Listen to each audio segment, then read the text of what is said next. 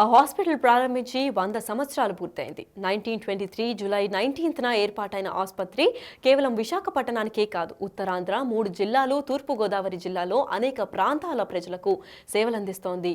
అదే నేపథ్యంలో ఒడిశా, ఛత్తీస్గఢ్, పశ్చిమ బెంగాల్ రాష్ట్రాల్లోని అనేక ప్రాంతాల ప్రజలు ఈ ధర్మాసుపత్రినే నమ్ముకుని ఉంటారు. వారందరికీ ఈ ఆసుపత్రి సంజీవని. అలాంటి సంజీవనిలో రోగులు నానా అవస్థలు పడుతున్నారు. కావాల్సినంత వైద్యం దొరకక చిన్న సర్వీసుల కోసం చాలా ఇబ్బందులు పడుతున్నారు. ప్రభుత్వాలు మారుతున్నాయి కానీ కేజీహెచ్ హాస్పిటల్లో పరిస్థితులు మారడం లేదు. మసకబారుతున్న కేజీహెచ్ సేవలపై బిగ్ టీవీ అందిస్తున్న స్పెషల్ స్టోరీ మీకోసం.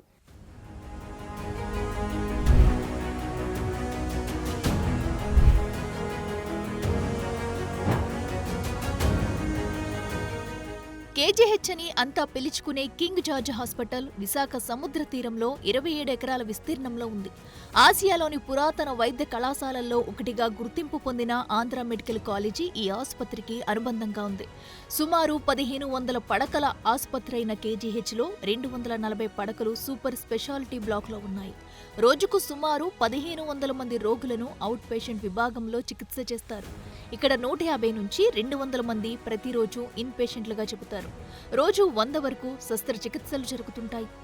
ఇలాంటి సేవలు అందిస్తున్న కేజీహెచ్కు మౌలిక సదుపాయాల కొరత వేధిస్తున్నదని, ఇంకా మౌలిక సదుపాయాలు పెంచాలని, రోగుల ఇబ్బందులు తగ్గించాలని అక్కడికి వచ్చిన వారందరూ డిమాండ్ చేస్తున్నారు.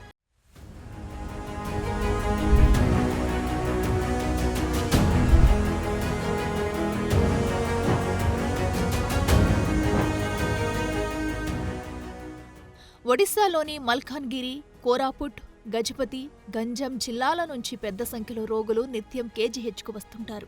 ఈ ప్రాంతంలోని గిరిజన ప్రజలు, ముఖ్యంగా పేద, మధ్యతరగతి ప్రజలు వైద్యపరంగా కష్టం వస్తే కేజీహెచ్ పైనే ఆశలు పెట్టుకుంటారు. నిత్యం రోగుల తాకిడితో ఈ ధర్మాసుపత్రి కిటకిటలాడుతుంది. రోజురోజుకి ఓపీ పెరగడంతో కొత్తగా అభయ అనే యాప్ రూపొందించారు. ఈ యాప్ వాడకం అర్థం కాక కేజీహెచ్కు వచ్చే ప్రజలు ఇబ్బందులు పడుతున్నారు. సాంకేతిక పరంగా నిర్వాహకులు ఆలోచన చేస్తున్నప్పటికీ కొంతవరకు ఇది రోగులకు ఇబ్బందులకు గురిచేస్తుంది. ముఖ్యంగా సాంకేతిక సమస్యలు తలెత్తడం, గంటల తరబడి వెయిట్ చేయాల్సి రావడంతో సుదూర ప్రాంతాల నుండి వచ్చేవారు కష్టాలు ఎదుర్కొంటున్నారు.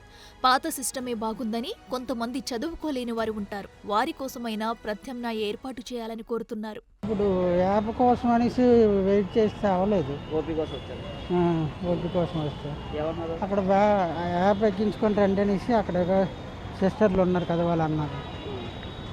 అక్కడికి వెళ్తే అది అవ్వకపోయేసరికి ఆధార్ కార్డు ఉంటే లైన్లో 3 నెంబర్కి వెళ్ళి అక్కడ టోకెన్ ఇస్తారు, తీసుకుంటాం. గంట. క్రౌడ్ ఎక్కువ ఉంది.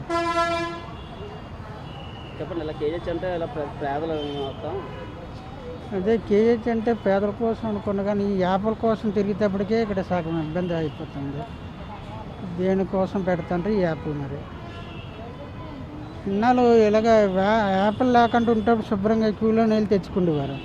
ఇప్పుడు వచ్చి ఇక్కడ ఇబ్బంది అయిపోతుంది యాప్ల వల్ల. ఒక్కొక్కరికి అవుతుంది, చదువుకునే వాళ్ళు ఇబ్బంది పడి వాళ్ళు బతిని ఆడుకోవడం, వాళ్ళు వీళ్ళ దగ్గరికి.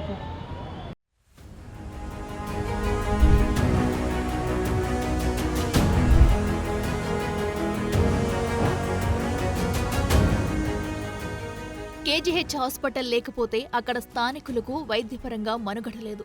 ఏళ్ల తరబడి కేజీహెచ్ సేవలందిస్తున్నందువల్ల హాస్పిటల్పై నమ్మకం తగ్గడం లేదు. నిత్యం రోగుల తాకిడి, వందలాది రకాల వైద్య సేవలు, సదుపాయాలు ఉన్నా ఇంకా రోగులకు సమస్యలు వెంటాడుతూనే ఉన్నాయి. ప్రధానమైన సమస్య మందుల కొరత, స్కానింగ్లు, చిన్న చిన్న వైద్య పరికరాలు కూడా పనిచేయని పరిస్థితి. దీంతో ప్రైవేటు ల్యాబ్స్ ఆశ్రయించాల్సి వస్తుందని నిరుపేద ప్రజలు ఆవేదన వ్యక్తం చేస్తున్నారు. కింగ్ జార్జ్ హాస్పిటల్ అతి పురాతనమైన హాస్పిటల్, ఎంతోమందికి చికిత్సను అందిస్తున్న హాస్పిటల్ యొక్క పరిస్థితులు మాత్రం ఇప్పటికీ కూడా మారట్లేదు.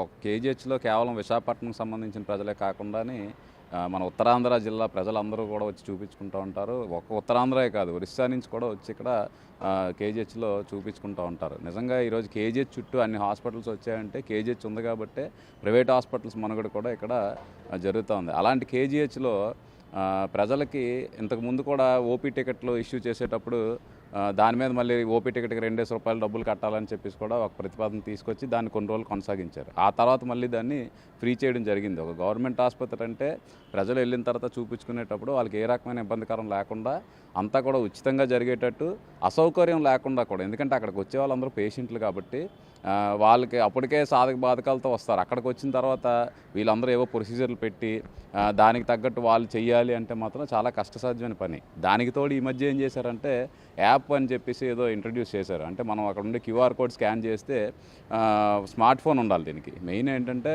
ఈ QR కోడ్ స్కాన్ చేస్తే మనకు ఆటోమేటిక్గా ఓపీ టికెట్ అనేది జనరేట్ అవుతుంది. మనం ఆ నెంబర్ కనుక వాళ్ళు చెప్పామంటే వాళ్ళు ఓపీ టికెట్ ఇస్తారు. ఇది కొంతవరకు కరెక్టే, కానీ ఎక్కడ పెట్టాలి, ఎలాంటి దగ్గర పెట్టాలనేది కూడా మనం ఆలోచించాలి.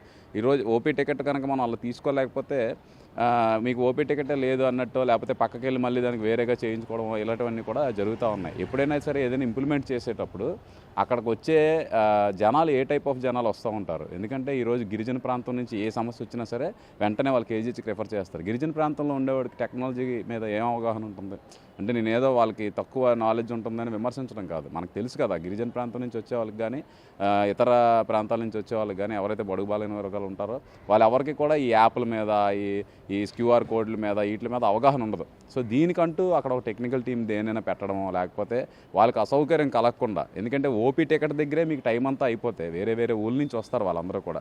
ఇప్పుడు వచ్చిన వాళ్ళందరికీ కూడా ఇక్కడ వసతి సదుపాయం కల్పించాలి, 3 పూట్ల భోజనం కల్పించాలంటే అది అసాధ్యమైన పని. యాక్చువల్గా అయితే కల్పించాలి, అయినా సరే కేజీహెచ్ పరిస్థితి అలాగ ఉంది కాబట్టి కష్టసాధ్యమైన పని.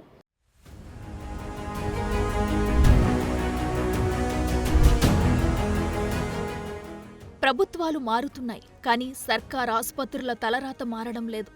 పేరు గొప్ప, ఊరు దెబ్బ అన్నట్టుగా ఉంది. ఏళ్ల చరిత్ర ఉంది, కానీ ఆ చరిత్రకు సరితూగి వేసే పరిస్థితి అయితే లేవు. ఇప్పటికైనా ప్రభుత్వాలు స్పందించి ప్రభుత్వ హాస్పిటల్పై ప్రత్యేక శ్రద్ధ పెట్టాలని కోరుతున్నారు.